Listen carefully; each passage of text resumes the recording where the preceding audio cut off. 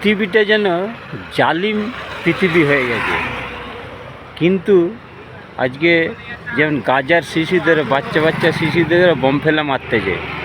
আরে ভাই, এটা একটা নেতানিয়াহু একটা চক্রান্ত করেছে যে বাচ্চাদের মারলে ওরা যে একদিন বড় হয়ে আমাদের উপর আক্রমণ করবে।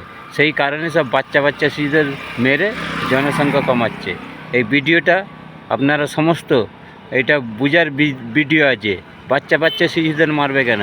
কারণটা হচ্ছে এই যে ওরা একদিন বড় হলে আমরা ওদের সঙ্গে পাল্লা দিয়ে পারবো না। সেই কারণে বাচ্চা বাচ্চা শিশুদের এই বোম ফেলে মারতেছে। এইটা কি মানবতার এটা নিয়ম? এটা কি তাদের কি জীবনে বাঁচার অধিকার নেই? এটা কি আইন বলে কিছু নেই? জাতিসংঘ কি করছে?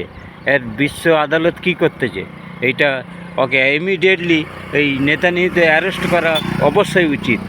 আজকে জালিম সরকার একে অ্যারেস্ট না করে মোটামুটি সারা বিশ্বে মানে কান্ট্রিগুলোকে যায় মানে অশান্তিতে রেখেছে। ধন্যবাদ।